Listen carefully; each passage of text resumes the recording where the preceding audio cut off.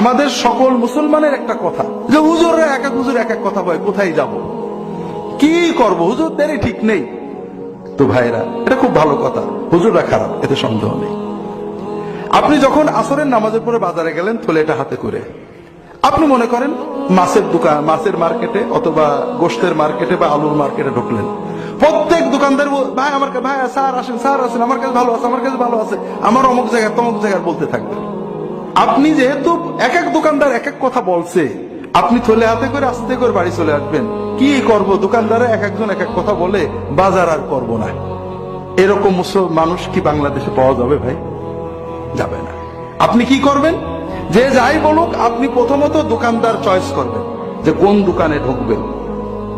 দোকানে ঢুকলে হলো না, দোকানে ঢোকার পরে যখন দোকানদার, আপনি মোটামুটি ভালো দেখে একদম দোকানে ঢুকলেন, যেন আশা করা যায় ভালো মাল পাওয়া যাবে।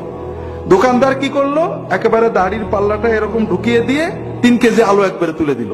আপনি বললেন না নামান, আমি বেছে নেব।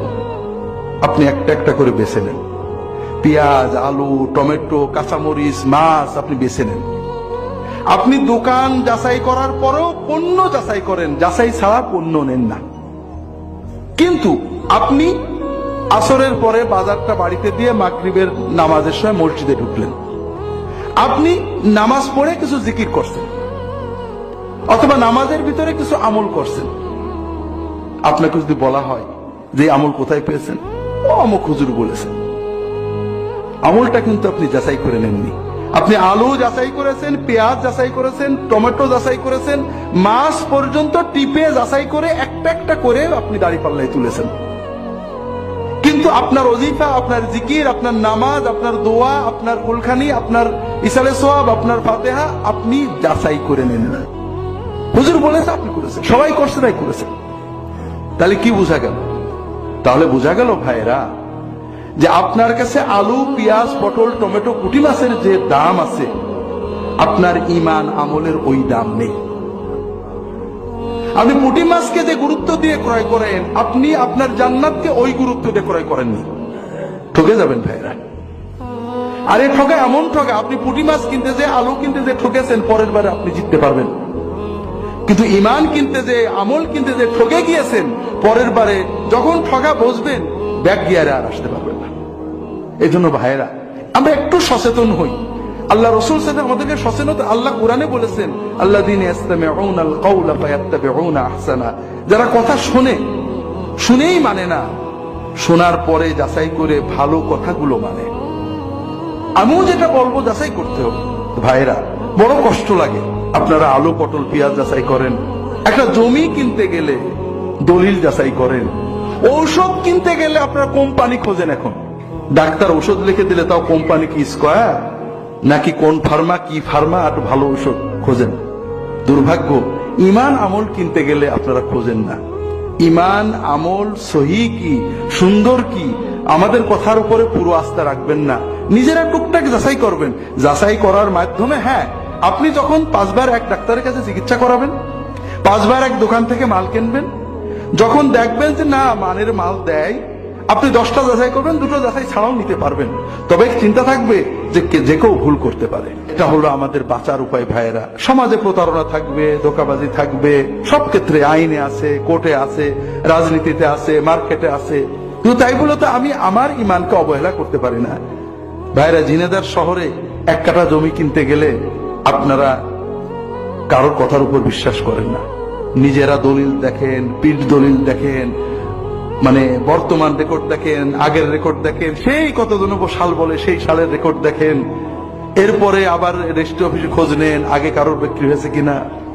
2 লাখ টাকা, 5 লাখ টাকা, এই 5 লাখ টাকা দেওয়ার আগে আপনি কত যাচাই করেন, নিজে যাচাই করেন, উকিল দিয়ে যাচাই করেন, আবার নিজেও দেখেন, ভালো করে বোঝার চেষ্টা করেন, 2-4 জনকে দিয়ে যাচাই করেন। কিন্তু ভাইরা, জান্নাতের 1 কাঠা জমি কেনার জন্য কোনো যাচাই না করে মানুষদের হাতে ইমানটা তুলে দেন। এতে বোঝা যায় যে জান্নাত আপনার কাছে দাম নেই। দুনিয়ার 1 কাঠা জমির যে দাম, জান্নাতের 1 কাঠা জমির আপনি সেই দাম দেন না। আর আপনি গোড়াতেই যেহেতু অবহেলা করেছেন, ঠকার সম্ভাবনা খুবই বেশি। দুনিয়ায় আপনাকে 1 কাঠা জমি বেচে যে ঠকাতে চায়, আর জান্নাতের জমির নামে আপনাকে যে জাহান্নামে নিতে চায়, এই 2 জনের ভিতরে শক্তিশালী বুদ্ধিমান বেশি হলো যে আপনাকে জান্নাতের নামে জাহান্নামে নিতে চায়। বড় বড় দুশ্মন। ইন্নাশ শাইতানা লাকুম আদুউম মুবিন, সবচেয়ে বড় দুশ্মন, যে 24 ঘন্টা তার লক্ষ লক্ষ অনুসারীদেরকে নিয়ে আমাদেরকে জাহান্নামে নেওয়ার জন্য চেষ্টা করছে। এমন তো নয় যে আল্লাহ তাআলা আমাদেরকে হাওয়ার উপর ছেড়ে দিয়েছেন। আমার সামনে বাঁচার অবলম্বন রয়েছে, কোরআন রয়েছে, রাসূলুল্লাহ সাল্লাল্লাহু আলাইহি ওয়াসাল্লামের সুন্নাহ রয়েছে। আমি ধরে চেষ্টা করি, আল্লাযীনা জাহাদু ফীনা লানাহদিয়ান্নাহুম সুবুলানা। আল্লাহ তাআলা বলছেন যে যারা আমার রাস্তায় চেষ্টা করবে আমি অবশ্যই তাদেরকে পথ দেখাবো। আমাকে তো চেষ্টা করতে হবে ভাই। আপনি চেষ্টা করেন, ঠকবেন না। আপনি অবহেলা করেন, আমি বাজারে যাই না ভাই, কারণ দোকানদাররা আমার খুব ঠকাই। একেবারে চেহারা দেখে আমি ঠকে যাই। হুজুর হুজুর আসেন, হুজুর আমার কাছে ভালো আছে, দিয়ে দেয়। পাশে বাহাদুর থাকলে বলে এটা নিয়েন, এটা এটা জন্ডিস আলা মাছ, এটা ক্যান্সার আলা মাছ, এটা ভালো না, এই স্যার ঠিক করে দাও। এই জন্য আমি ভয়ে বাজারে যাই না। তো ভাইরা, বাজারে একবার ঠকছি, অনেক ঠকছি জীবনে, কিন্তু এ ঠকাতে কিছু ক্ষতি হয় না। আজকে 2 লাখ টাকা ঠকছি, আল্লাহ 100 টাকা দিয়ে দেবে। আজকে বাজারে একটা খারাপ জিনিস দিয়ে ফেলে দিছি, কিন্তু কালকে আবার ভালো জিনিস খাবো।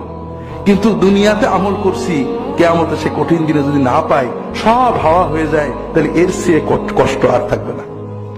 এই জন্য আমার অনুরোধ হলো ভাইয়েরা, যে সবকিছু নিজেরা যাচাই করার চেষ্টা করো। নিজেরা পারবেন না, যারা 5 জনকে প্রশ্ন করবেন, ভাই এটা কি, কোথায় আছে, কোন হাদিসে, কোন কিতাবে, দেখান আমাকে। একজন বলবেন, আরেকজন বলবে, আপনার ভিতরে একটা জ্ঞান এসে যাবে। মানুষ চেষ্টা করলে সব আল্লাহ দিয়ে দেন। আমরা পারি না এমন কিছু নেই। একসময় আমাদের দেশে পাওয়ার টিলার ছিল না, আমরা পাওয়ার টিলার ব্যবহার করছি। কাজে কোরআন হাদিস আমাদের দেশে আছে, নিজে পড়েন, না হলে যারা পড়ে তাদেরকে প্রশ্ন করেন, বোঝার চেষ্টা করেন, রাসূলুল্লাহ সাল্লাল্লাহু আলাইহি ওয়াসাল্লামকে সামনে রাখেন। আল্লাহ তাআলা আমাদের সবাইকে তৌফিক দান করুন, আমিন।